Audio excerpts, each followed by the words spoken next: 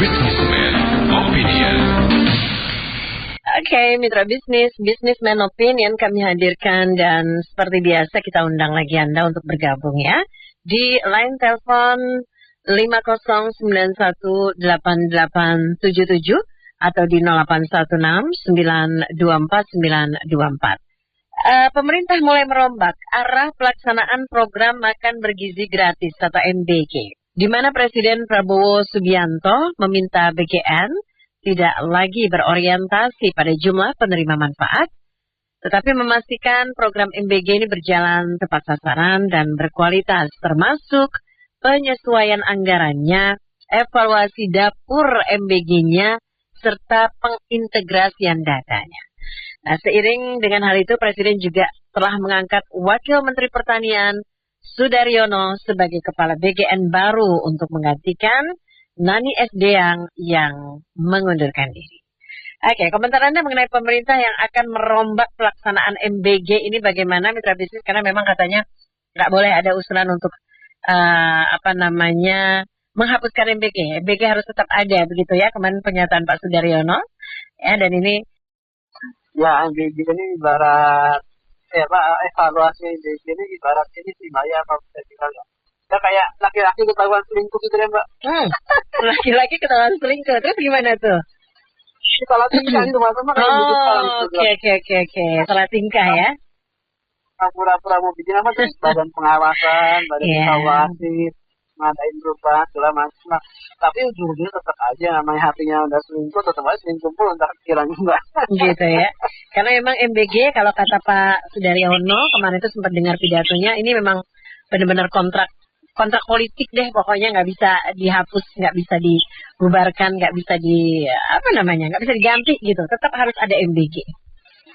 Jadi selain program politik ini juga merupakan modal utama nih ya bagi para pemimpin yang sepertinya masih ngotot mau maju lagi di 2029. Oh begitu, oke.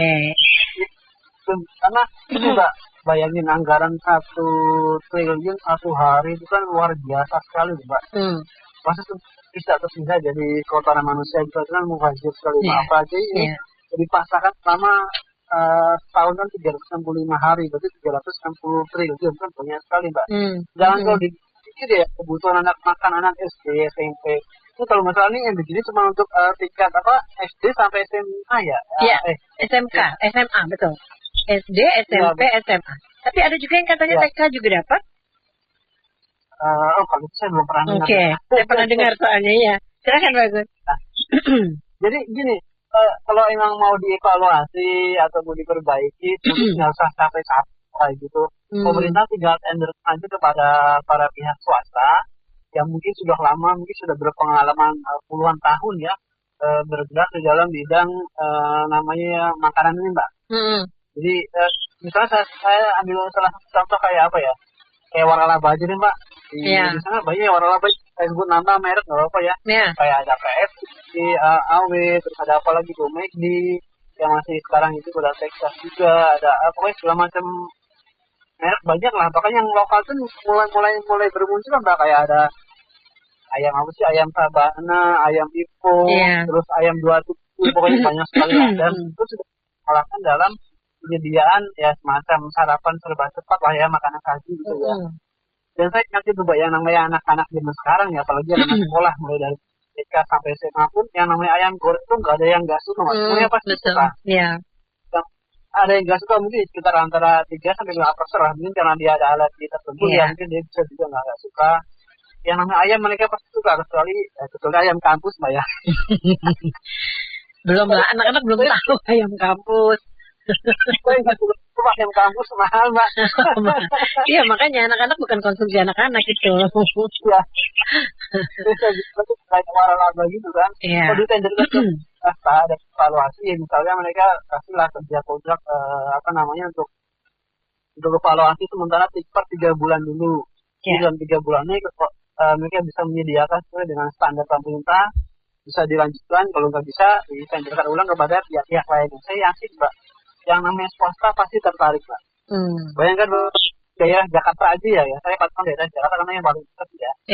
Itu kalau skala itu untuk level dari SD, SMP, SMK dan tingkatnya SMA ya. Itu kalau nggak salah Mbak ya, katanya itu ada sekitar 1 juta lebih Mbak, murid-murid yang menerima MBG. Kalau 1 juta, pihak swasta menerima 1 juta paket makanan tiap hari. Wah saya gitu, pasti mereka seneng ini, minta ampun Mbak. Bahkan yang mungkin kayak kita lihat contohnya paket pasti di Maggi kan ada yang 15.000 ya. Kalau mereka menerima 1 juta paket sehari, harganya bisa ditekan habis loh Mbak. Saya yakin, ya selain makan terbuang, anak-anak senang dan programnya pun berjalan dengan sukses dan pasti gampang pula diaudit karena kan aturannya jelas tuh. Dari pemerintah ke swasta penyalurannya kemana aja kan jelas tuh. Ya kalau sekarang kan nggak jelas tuh ya Pak. Yang pola dapur siapa, yang disalurkan siapa, yang terima siapa, semuanya pada nggak ada kejelasan sama sekali. Dan ketika akan diaudit pun saya yakin ini yang mengaudit juga pasti dari golongan pemerintah. Terus sebelum diaudit itu kan pemerintah juga menyiapkan laporan palsu Mbak. Kalau laporan sekali apalagi kita dengar ya kalau kesah para pengelola MBG, bukan pengelola tapi sih namanya di lapangan itu ya pengelola ya yang bergerak di operasional. Iya, dapur MBG-nya kan. Betul dari tukang masak, tukang cuci piring, sopir segala macam mereka tuh ada yang malah belum digaji, bahkan dari standar kebersihan pun kayaknya juga masih agak jauh Mbak ya Iya. Yang layak dimakan. Dan kalau pihak swasta kan mereka sudah lama berkecimpung di dunia makanan ini, jadi sudah jelas kan dapurnya seperti apa, pengelolaannya seperti apa, kemudian bahan bakunya juga seperti apa, semua sudah jelas. Jadi saya rasa sih kalau memang pemerintah benar-benar berani memperbaiki kondisi rakyat, kondisi gizi anak-anak di sini ya di Indonesia. Jadi salah satu contoh saya bilang mungkin bisa ditenderkan kepada pihak swasta yang sekiranya mumpuni gitu loh Mbak. Jadi nggak asal tender aja. Ataupun kalau takut, maaf ya, biasanya bilangnya pengusaha kafir ya. Ya, mungkin bisa ditentukan kepada warung-warung lokal, apalagi di Jakarta itu kan banyak tuh Mbak, warung-warung Padang yang menyediakan menu paket 10.000, paket 12.000, paket murah itu ya. Dan setelah juga anak-anak ya hampir 80% nama ibu sekolah pasti doyan nonton masakan Padang. Jarang nggak yang jarang. Jadi ya itu pemerintah membentuk tim khusus, terus nyari-nyari alasan lagi buat itu bohongan, udah bubarin aja, terus diganti dengan itu tadi Mbak, jadi pada pihak swasta, dan kita lihat aja untuk 3 bulan depan evaluasinya, apakah pihak swasta sanggup atau mungkin pemerintah takut kalau nggak bisa korupsi nih, jangan-jangan Ini sih ya, kalau kabarnya baik, sehat aja, bangun baru bangun tidur. Aduh, saya berarti ya Pak Ida ya. Ya, saya baru bangun tidur dari ini lembik itu ya tadi cuman gini, kalau tadi Mbak Men bilang kata Pak Haryono itu janji politik gak dibubarkan itu kan ya, karena apa? Pak Haryono kalau nanti ini dibubarkan, dia kan dari kader Gerindra ya kan, dia kan komisaris pokok Indonesia, dia wakil menteri sudah mengundurkan. Kalau nanti ini dibubarkan janji politiknya, lah kenapa janji politik ini, karena apa? Dia nggak dapat apa-apa.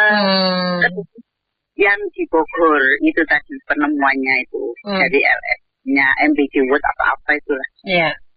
Kader Gerindra itu punya 25, satu kader itu 25 dapur SPPG ya. Gitu. Nah kalau nanti pasti saya yakin selama Pak Prabowo ini jadi pemimpin tidak akan dibubarkan. Soalnya kalau dibubarkan ya dia jadi istilahnya gigit jari kan. Gitu. Terus kenapa kayak di Jampitsus juga itu nggak ditangani KPK? Karena itu 2 tahun yang lalu lebih, tahun 2024 bulan April itu sudah dilaporkan ke KPK, datanya lengkap, tapi nggak direspon karena mungkin karena Febri itu dulu kan jubirnya KPK kan, jadi KPK mungkin nggak enak gitu ya. Nah terus 2025 saya lupa bulan apa itu dilaporkan ke kepolisian itu, kotak itu. Nah baru ditangani kepolisian. Setelah ditangani kepolisian, sekarang orang-orang kan mungkin lupa kali ya kalau dulu sudah pernah dilaporin tapi nggak dianggap. Orang-orang mungkin kurang memperhatikan. Kenapa nggak dialihkan ke KPK? Lu ya pasti KPK nggak mau lah. Orang mantan jubir KPK yang lalu.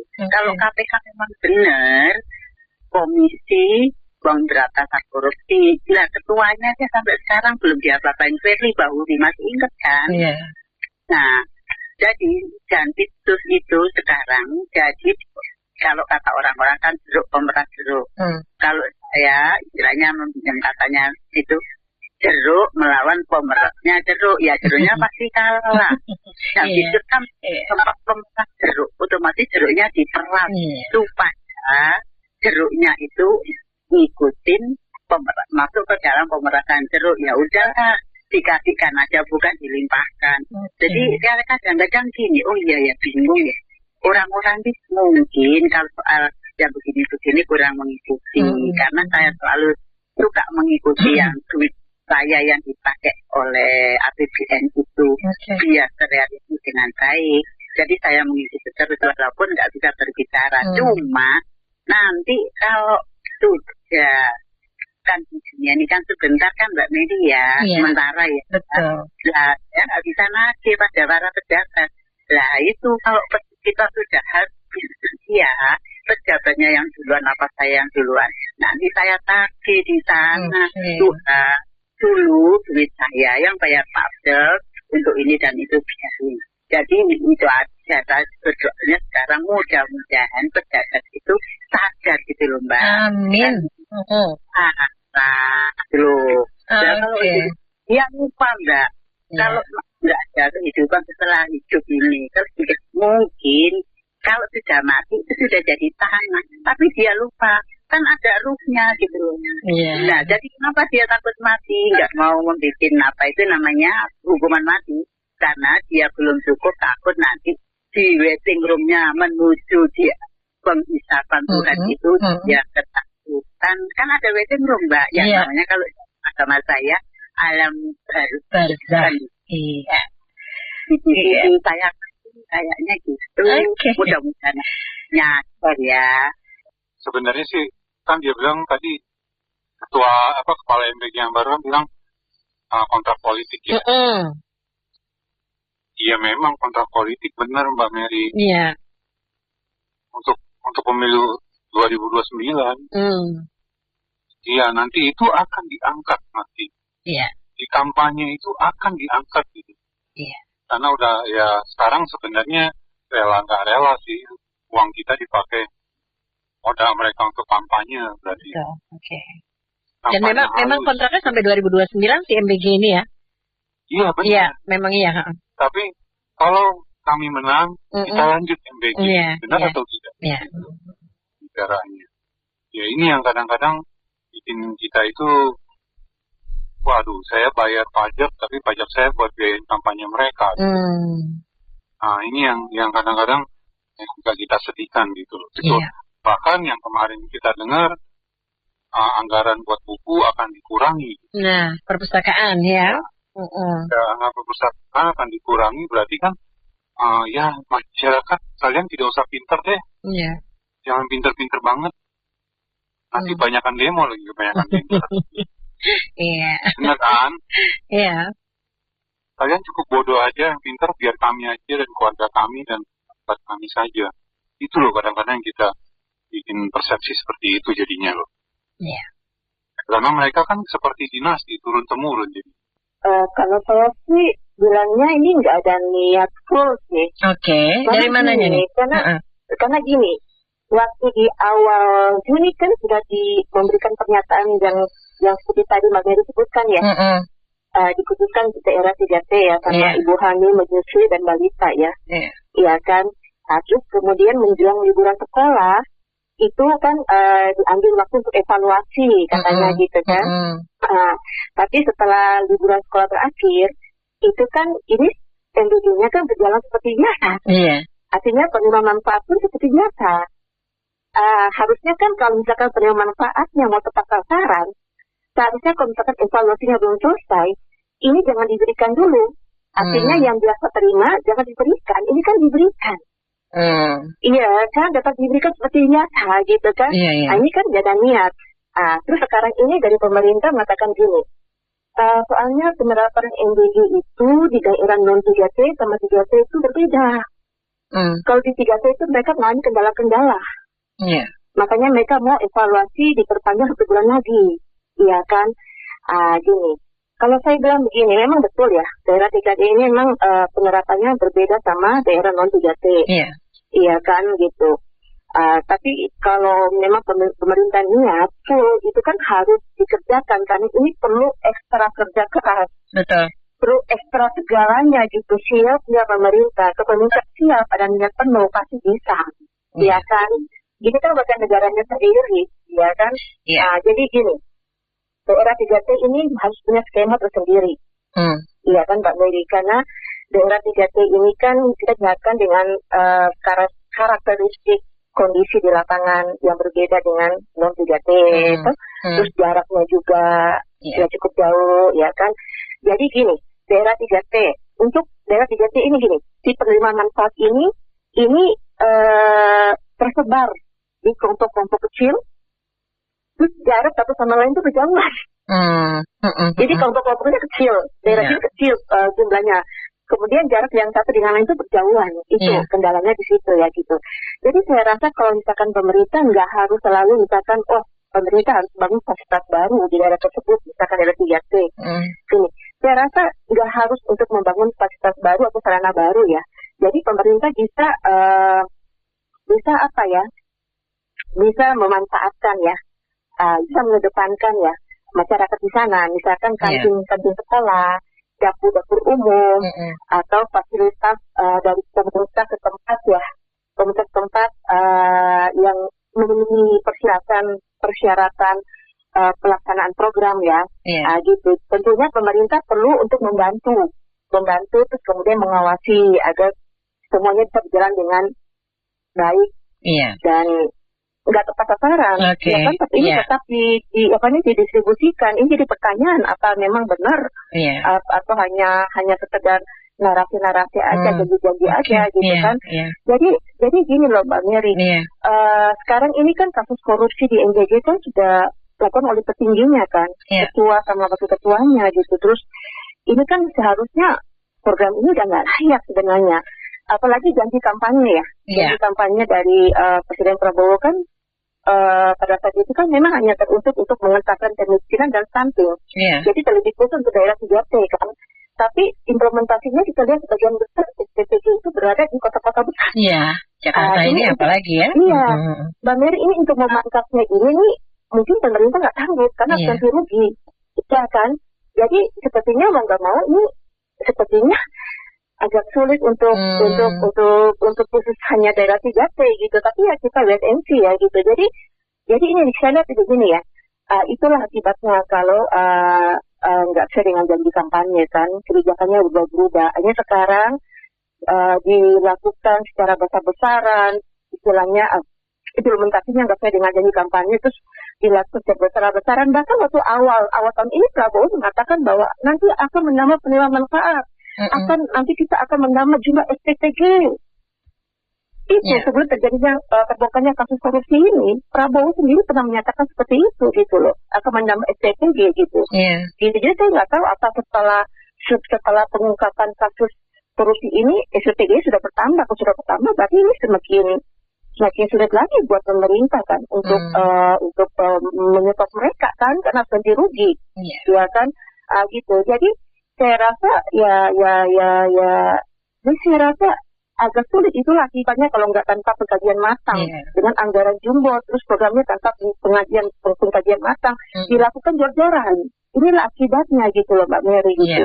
Jadi gini, kok saya bilang gini, masalah stunting, tujuan mulianya bagus, tetap diteruskan, tapi mungkin programnya itu nggak seperti ini kali menurut saya. Jadi karena ini saya rasa tetap ini kata kawalnya tetap begini juga, ini akan sama aja ya. Markup akan tetap berlanjut menurut saya gitu. Apalagi tanpa pengawasan dari masyarakat. Selain masyarakat itu mengawasi ya, gitu mungkin mereka nggak berani. Jadi saya rasa begini, misalkan masalah stunting itu bukan hanya masalah bukan hanya masalah MBG. ya kan, pembunuhan gizi itu dimulai dari hamilan.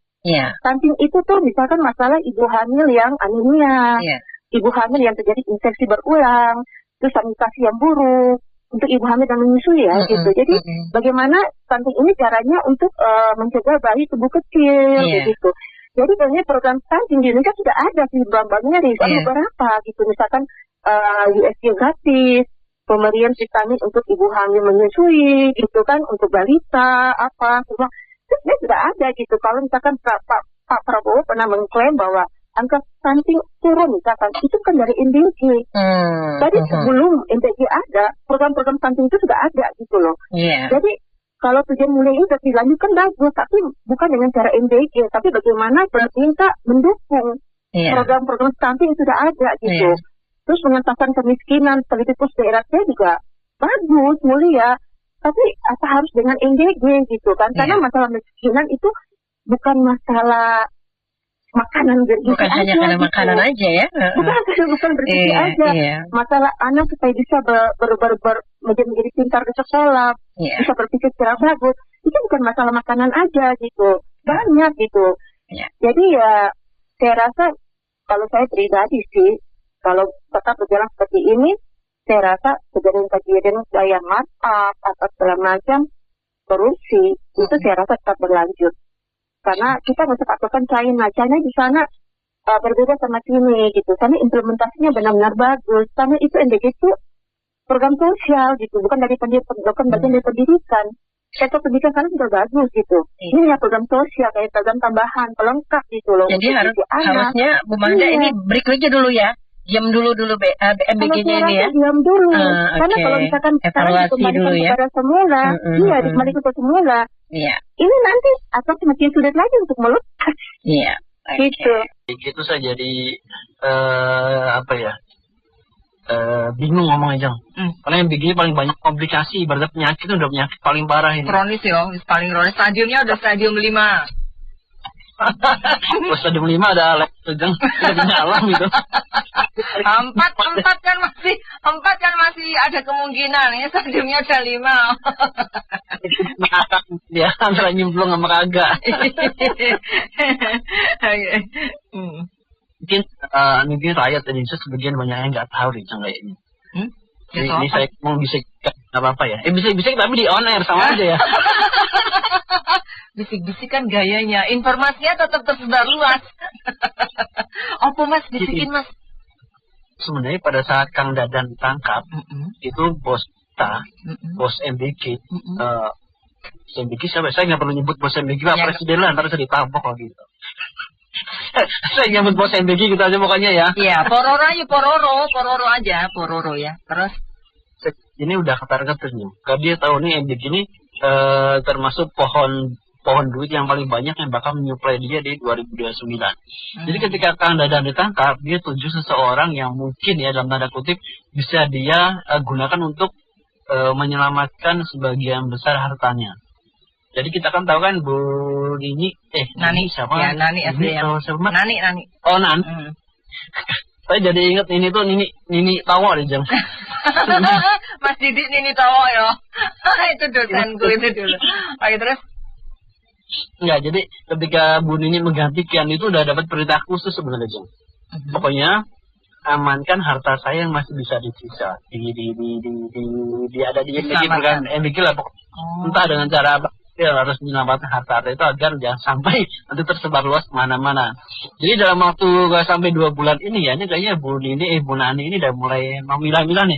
Kira-kira harta mana yang bisa disebutkan dan mana yang enggak. Jadi ketika sebelum dia ada sanksi berobat, saya nggak tahu berobat apa ya. Jadi udah memilahkan ya, nanti kira-kira harta yang memang nggak bakal diutak oleh audit untuk masuk ke rekening atau jadi yang nanti harta yang tersisa itu yang memang dapat itu keperluan MBG aja. Sedangkan yang memang udah diselamatkan ya mungkin akan dikelola nanti pada saat diperlukan. Karena apa ya? Nah, kita aja tahu kan kemarin pada saat siapa tuh jaksa kemarin namanya Febri. Oh Pak Febri kok Supri sih Febri. Kok Supri loh? Supri itu yang tukang parkir depan kantor gue. Febri. Jadi ketika Jaksa Febri ditangkap, kan pada awalnya dia mengaku kan bahwa itu harta itu semua milik dia awalnya. Cuman ketika dia ditangkap, dijadikan walaupun dia belum ditahan ya, tapi kan kemudian banyak tuh masukan-masukan entah dari keluarga, entah teman baik, entah dari orang-orang yang peduli sama dia. Mungkin masukannya gini kurang lebih ya, daripada lu pasang badan sendirian, ntar lu gak dapat apa-apa, dengan bongkar aja. Terus setelah berapa lama kan dia baru mengakui bahwa koper itu milik presiden. Dari sini kan kita tahu tuh akhirnya bahwa si Febri ini gak mau hancur sendiri, akhirnya menarik tali lah kira-kira siapa yang bakal dipercaya. Tapi kan dia nggak secara verbal dia kan nggak mengaku presiden itu siapa gitu kan. Jadi kalau waktu-waktu ada hakim atau penuntut atau pihak lain yang menyudutkan dia presiden siapa, dia nggak bisa berkelit bahwa dia nggak nyebut semua gitu kan. Itu maksudnya tuh belum tentu presiden negara, kan bisa presiden komisaris PT apa gitu maksudmu? Presiden. Nah sambil itu kan kemudian kita tahu bahwa kemudian si jaksa menyebarkan mengeluarkan sprindikto perintah penyidikan. Ya kan begitu juga dengan Bu Nani ini. Jadi alasan dia keluar pun ya untuk menyelamatkan harta itu Mbak Ejeng. Dan kemudian penggantinya kita pun juga tahu bahwa penggantinya orang dekat juga sih. Iya itu mah iya asisten Babe itu memang.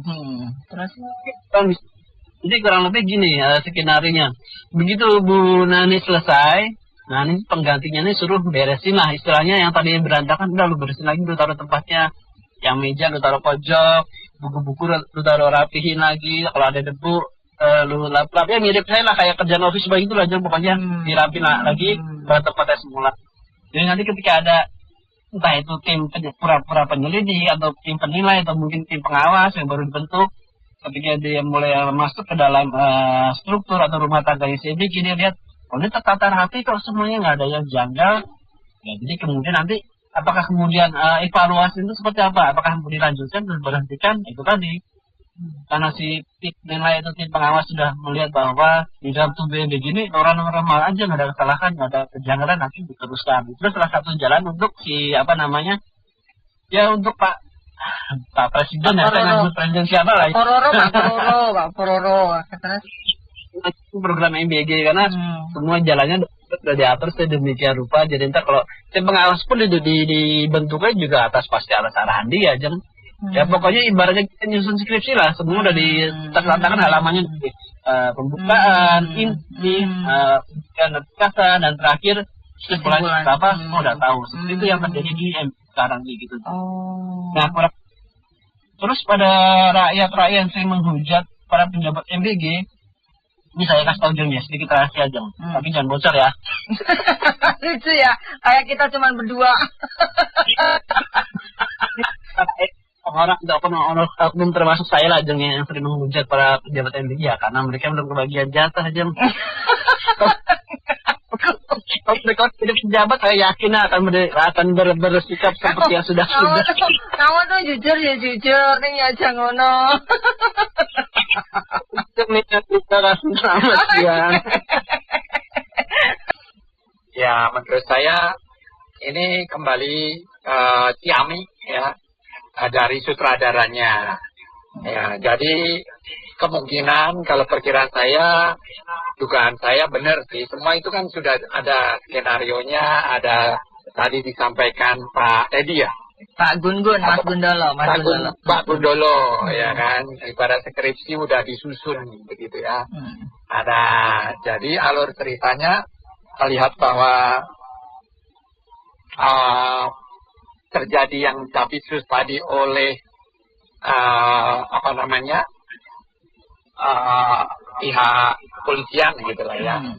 Nah, ditakutkan kan nanti ada balas dendam lah gitu ya. Karena kan kemungkinan dari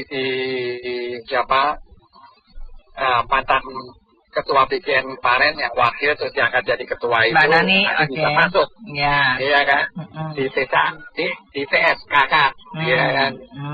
Makanya ini pinternya sang sutradara, ya sutradaranya prabocor, gitu ya. Tapi prabocor, namanya prabocor. Prabocor lo ya, jangan salah, betul. Prabocor. Iya, jadi oknumnya itu prabocor gitu ya. Ya begitulah. Nanti kita tinggal ikutin aja kok, rakyat nonton, duduk sambil ngopi. Itu kan dievaluasi. Tapi hanya dievaluasi loh Mbak. Soalnya saya sering dengar Pak Prabowo bapaknya belum minum obat. Belum minum tolak angin kalau mau masuk sini jadi batuk. Tadi kalau mau obat tolak angin, minum obat bintang 7. Oh iya, Puyang Saleh. Oke, lanjut. Jadi begini, semua itu dievaluasi. Evaluasinya itu terlambat. Soalnya segala sesuatunya itu saat ini itu kan selalu senangnya terlambat Mbak. Semuanya di BO ini kan orangnya jujur-jujur, formal gitu ya, normal. Dan gerak cepat justru malah di sini itu dari kapan tahun ya. Terus begitu. Karena pemerintahan ini tidak sesuai dengan harapan yang di BO. Jadi pemerintah gini yang sering saya dengar itu. Saya menerima masukan, saya menerima kritikan, nanti saya evaluasi sesuai dengan yang saya butuhkan, coba Mbak. Kan benar nggak sih ngomong gitu? Iya, benar Bu, benar. Iya, sesuai dengan yang saya butuhkan loh. Berarti kalau kita nggak mendukung dia nggak dibutuhkan, karena gini Mbak, ingat nggak sih tahun 7 tahun yang lalu Nani SD yang itu jadi apa? Masih ingat nggak itu? Sama RS Yan Hoax itu loh Mbak. Iya, betul. Dia aktivis ya Bu? Aktivis ya? Iya. Kenapa sekarang masih ngototin menjadi Dewan Pengawas? Nah itu. Kenapa? Sayangnya gini loh Mbak, Bu Nani ini nggak pernah dengerin pas SM kali ya. Harusnya kan Bu, daripada jauh-jauh Bu, mereka tuh sebetulnya pada dengerin Bu. Dengerin. Tapi, nggak pakai. Tapi nggak butuh sih mau jadi nggak butuh. Bukan, harusnya tuh nggak usah jauh-jauh Mbak. Ke PSSM, ke apa itu kok itu loh Mbak, kalau jantung. Kalau jantung beneran maksudnya soal itu. Kalau jantungan ya gini akhirnya. Karena ada beberapa itu kan bisa jadi ini menurut keyakinan saya menghindari pemeriksaan selanjutnya, bisa jadi gitu kan. Ketika si Sony Sanjaya itu mengeluarkan berapa nama itu kan. Nah jadi mungkin dia mumpung belum dipanggil, mumpung belum beredar rame di masyarakat, happy dulu atau mengamankan diri dulu. Nah kalau seperti itu ya nggak tahu lagi deh. Saya kadang-kadang begini aja deh, nggak pernah cuman saya berdoa mudah-mudahan orang-orang yang saat ini ada di pemerintahan itu tobat sedikit gitu. Sedikit aja tobatnya. Udah deh, aku nggak mau berkhianat lagi pada negara karena ini terlalu banyak uang haram yang masuk dalam darah. Kalau sedikit tobat, mudah-mudahan Tuhan itu memberikan sedikit cahaya dalam hatinya terus tobat. Gitu, supaya harapan saya suatu saat saya punya anak cucu tidak hanya melihat Indonesia itu di dalam buku Mbak. Kalau dulu ada suatu negara namanya Indonesia dalam buku legenda aja seperti di Spanyol. Harapan saya sih mudah-mudahan tidak seperti itu. Hanya berdoa Mbak, anak cucu kita supaya melihat Indonesia yang beneranan, yang lebih baik, dan masyarakatnya itu sadar pemimpin ini kayak apa sih sekarang. Bu, aku sedih banget ya Bu. Aku sedih banget ya kalau Bu Aida tadi mencontohkan mudah-mudahan Indonesia cuman tidak hanya bisa terlihat di dalam buku ya, berarti kan sudah wassalam toh, tinggal menjadi catatan sejarah. Aduh, aku kok nggak terima ini. Jangan sampai ya Indonesia menjadi seperti itu. Doa saya cuman gini loh Mbak, satu, Tuhan, semoga Engkau tidak mengizinkan Indonesia ini hanya catatan di atas buku ketika anak cucu saya entar berkelanjutan hidup di Indonesia. Hanya itu sih Mbak doa saya. Mudah-mudahan Tuhan mendengar pasti, menerima pasti, mengabulkannya. Wallahu a'lam. Ya, agak delay.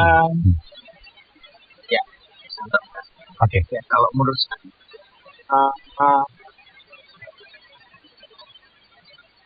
ini kan sudah sudah lama ya, kantor maksudnya MBK sudah lama dijalankan, dan beberapa kali di DO ini kan sudah pernah ngeluarin statement atau saran untuk perbaikan MBK gitu kan. Salah satu poinnya kan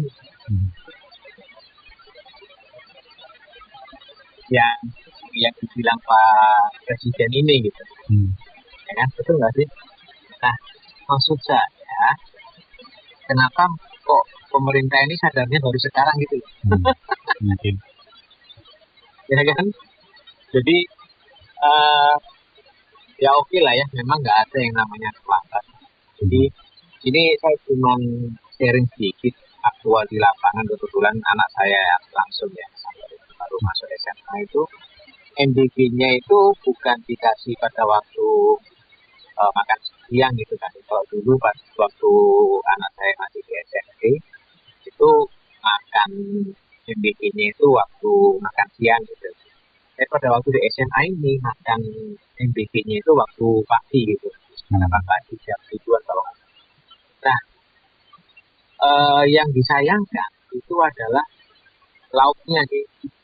Jadi pada waktu dapat lauk lele gitu ya, itu lelenya itu masih setengah matang gitu loh Mas Angkot. Terus waktu dikasih lauk apa lagi gitu, ayam kalau nggak salah, ayamnya juga setengah matang. Jadi semua itu berantakan gitu loh, secara kayak asal-asalan gitu. Nah, kalau menurut saya sih di samping tujuh perbaikan ini oleh Pak Presiden, saya cuman menyarankan satu terkait dengan quality ya, ditambahi satu lagi yaitu terkait dengan quality. Jadi harapannya sih hanya prioritas siapa yang mendapatkan dan sebagainya, tapi yang lebih penting adalah quality gitu. Jangan sampai anak-anak kita yang harusnya mendapatkan makanan yang bergizi dan layak untuk dikonsumsi, tapi soalnya itu malah lauk-lauk atau makanan yang sebenarnya belum layak lah ya, atau kurang layak untuk dikonsumsi oleh anak-anak. Jadi tolong sekali lagi kepada pengurus KFC, MBK atau pemerintahan untuk sekali lagi memperhatikan, tolong terjun ke lapangan atau standby kalau bisa Jepangnya itu sesi ke-7 itu terjun ke lapangan untuk bisa melihat langsung di aktual di lapangan itu seperti apa. Jangan hanya mendapatkan report dari bawahan terkait dengan MBK. Jadi langsung terjun ke lapangan untuk bisa melihat aktual kondisi di lapangan. Nah, dari situ nanti bisa mendapatkan feedback yang real lah ya, harusnya seperti itu. Tanpa adanya terjun lapangan, itu pasti tidak akan bisa merasakan pimpinan atau pihak-pihak berwenang terkait ini yang terjadi di lapangan. Ya, ini masalah MBG katanya mau dievaluasi. Evaluasi itu bagaimana? Katanya biar tepat sasaran. Nah, kalau misalkan dalam satu sekolah itu ada anak orang yang nggak mampu ataupun yang mampu, nanti apa yang dapat cuma yang nggak mampu aja. Nanti kasihan dong anak yang walaupun dia mampu tapi selalu satu sekolah, nanti kalau dia nggak dapat bagaimana? Apalagi kalau anak kecil gitu kan. Saya kan punya keponakan tuh ya, Mas Anto ya, masih SD 9 tahun kan. Pas dia tuh kalau dapat MBG tuh dibawa pulang, diunjukin ibunya, ini gitu ya. Itu dari ibunya lihat, itu kok makanannya itu Mas Anto ya, itu dagingnya sih emang baru-baru ini emang daging tadi kan cuma ayam atau apalah gitu. Sekarang daging, tapi itu dagingnya ada yang kualitasnya nggak bagus gitu ya, banyak tetelan, pokoknya nggak bagus deh gitu. Iya, buahnya pun jeruk kadang udah busuk gitu ya. Ini beneran loh kan, anak itu kan dipesan sama ibu, nanti kalau dapat MBG bawa pulang ya, nanti ibu lihat gitu. Itu dilihat begitu Pak Tanto. Jadi emang bener-bener nggak bagus kualitasnya gitu ya, dimanapun gitu ya. Mau dievaluasi gimana gitu. Kalau tetap begitu ya sama aja gitu. Yang penting ininya aja deh, kalau emang mesti anggarannya aja dikasih orang tua murid atau bagaimana gitu. Nanti kan orang tua kan lebih tahu kesukaan anak tuh apa. Itu kan seringan kan anak itu kan nggak suka gitu. Nanti akhirnya kan kebuang makanannya itu. kalau dari saya di luar inputan yang MBG-nya Mas, ini menyarankan kepada ketua MBG yang baru atau ketua BGN yang baru, salah satu SPPJ yang baik sampai dengan saat ini tidak ada masalah itu adalah di SPPJ-nya Polri di banyak tempat. Itu bisa dijadikan contoh mirroring untuk SPPJ yang ada di daerah-daerah di sekitarnya, baik secara kualiti, baik secara kajian menu dan seterusnya. Yang berikutnya adalah yang terakhir dari saya Mas sebelum closing atau ganti yang lain kepada ketua BGN ini ngangkut jabatannya banyak Mas, takutnya ini nggak fokus di BGN-nya. Mohon Pak Prabowo atau ketua BGN yang baru mohon mulai fokus di BGN-nya saja, karena beliau kalau dilihat di profilingnya Mas itu masih jadi CEO-nya Garuda TV Mas, itu punyanya Pak Prabowo Mas. Oke. Harusnya ini beliau mundur dari sana biar digantikan yang lain. Yang kedua, beliau masih jadi komisarisnya Semen Indonesia Mas. Ya, baik. Nah, ini maksud saya mengingat BGN ini dalam tanda kutip tadi ya penolakannya begitu besar. Barusan saja hari ini atau kemarin ya masih ada keracunan di Sukabumi. Sebelumnya itu ada keracunan di Jogja kalau nggak salah. Saya lupa bisa baca di detik kemarin apakah di Sleman ataukah di Sleman kalau nggak salah ya itu masih ada keracunan. Nah, ini kan terulang kembali Mas anak-anak kita diracunin dari MBG yang ada datanya di detik bisa dicek. Nah, beliau mesti fokus ke hal seperti ini. Nah, beliau ini asalnya dari Blora ya Mas. Blora itu kampung, daerah yang susah, minus air. Ya harusnya beliau sense-nya lebih dalam daripada ketua BGN yang lama atau Bu Nani misalnya sebelumnya. Nah, ini yang kita harapkan kalau masih memang ini dijalankan dengan baik, kami duit kita nih Mas, duit pajak kita, duit rakyat, jangan sampai dihambur-hamburkan lagi. Itu yang ketiga adalah pembelian yang kemarin dilakukan, contoh ada motor listrik dan seterusnya ini harus diselesaikan Mas. Itu nilainya bunyi triliun ya Mas, itu juga duit rakyat. Mau diapakan? Apakah yang punya motor suruh mengganti? Ini karena sudah jadi masalah. Kalau ini ditransfer ke kementerian atau lembaga yang lain pasti ditolak semua Mas. Tidak ada yang mau Mas. Karena kalau jadi bangkai akan jadi masalah di mereka. Mereka pasti lepas tangan, gak ada yang mau Mas. Dan itu duit triliun bunyi Mas, diamparin begitu saja Mas, gitu. Ini duit rakyat Mas. Itu harusnya Pak Presiden sangat menekankan itu, belum yang lain ya Mas. Belum yang CCTV atau yang lain-lain yang belum terrealisasi. Nah, itu mesti dibuka semua, ditransparankan. Itu duit rakyat semua Mas, duit kita dipacikin Mas. Semua gitu Mas Santo. Iya, itu saja sih di luar inputan dan yang disampaikan oleh perbaikan oleh Pak Presiden berkenaan dengan menu dan seterusnya. Ini bisa minta tolong, bukannya saya pro dengan MBG-nya Polri atau tidak, tapi di mereka sejauh ini yang kita tahu sangat baik, tidak ada masalah. Juga di SPPG-nya TNI juga yang dibawa Kodim itu juga sangat baik karena orang-orangnya memang sudah sangat terlatih. Dan SPPG yang di pinggiran-pinggirannya yayasan itu tadi yang sudah disampaikan oleh Pak Chandra, ayamnya mentah wajar Mas, itu gorengnya asal karena diburu waktu Mas, dan juga nggak mau minyaknya mungkin nggak penuh juga Mas, hemat Mas, kita nggak tahu Mas. Itu nah itu sih, jadi hal-hal seperti itu di sidang tanggung jawabnya begitu besar. Saran saya beliau legowo menyatakan mungkin besok Jumat ya pagi atau setelah Jumatan kalau ada stafnya mengenalkan di BGN.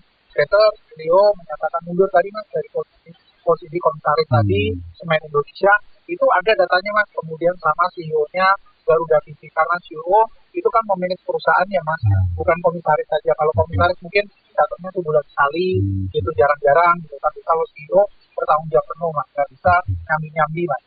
Udah paham betul teknis bagaimana melaksanakan, udah paham betul masalahnya apa, ya nggak? Iya. yang tadi dipaparkan Ibu itu saya setuju semua, nggak ada yang salah. Dan berapa pengamat pun udah ngomong begitu. Dan kalau diterusin-terusin nggak ada perbaikan juga ngomongnya begitu lagi, pasti. Mungkin saya hanya menambahkan begini ya, ini persoalannya adalah kepercayaan. Plus dikonter dengan cara komunikasi dari bakom pemerintah yang kurang arif. Itu problem kita. Jadi istilahnya kalau di ngomongin tuh lu ngeyel gitu loh. Kayak lu paling benar. Kan problemnya di situ doang. Kalau problemnya lu ngeyel nggak apa-apa. Tapi ini kan nyangkut duit kita orang nih. Iya. Nyangkut kayak keluarga gini deh. Kakak mau kuliah, tapi kita punya adik banyak nih. Ya enggak? Terus kita harus ngomong ke kakak, Kak, nggak bisa kuliah ya Kak. Masih ada 12 selosin nih adik kamu yang makannya susah. Itu persoalannya. Ya enggak? Akhirnya kakak kan berkorban dong demi semuanya bisa makan kita satu keluarga. Nah itu yang ya cara komunikasi yang kayak gitu lah. Sekarang kalau kita mau ngambil lagi soal pelaksanaan, kita punya kearifan lokal. Berapa banyak restoran Padang yang kita miliki se-Nusantara? Berapa banyak warteg yang tersebar di seluruh pelosok negara kita? Banyak kan pasti kan? Iya. Kenapa ngajakin polisi? Kenapa ngajakin tentara? Yang tugasnya bukan di situ. Iya. Nggak perlu buka-buka dapur baru-baru lagi gitu ya Pak Haji ya? Nah iya, ini kan kemarin soalnya Bu Nani resign kan? Kenapa? Yang kan dia stres. Ditinggalin ke gudang masalah, belum termasuk teror, komplain. Nggak sampai 2 bulan menjabat, udah bilang stres, nggak sanggup.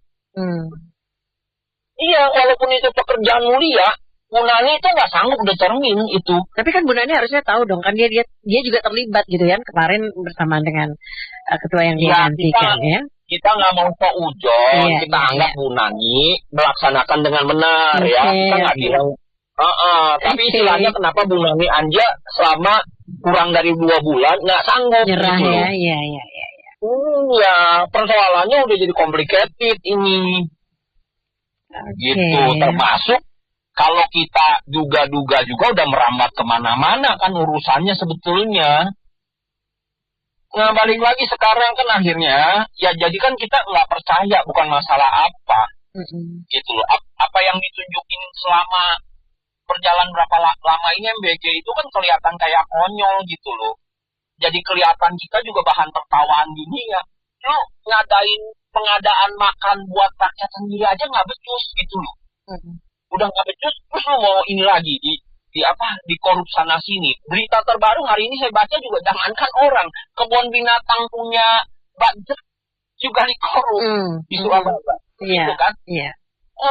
Yang jadi masalah tuh budaya kita, seneng banget sih korupsi gitu loh, kagak mau kerja lu orang gitu loh. Jadi batuk saya Pak Adi dengernya Pak Adi, seneng banget korupsi gitu ya.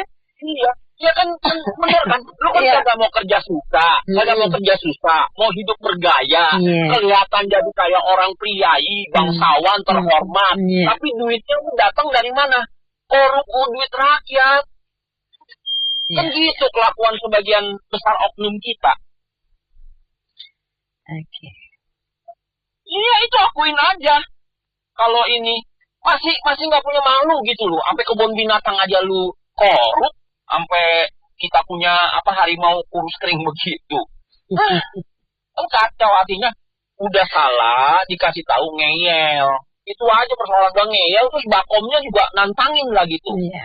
Bakom-bakomnya itu bukannya perbaiki ke dalam merasa dikasih tahu lu bukan lu yang paling tahu ya, gue yang lebih tahu yang ngejalanin kan gitu dia mau ngomong.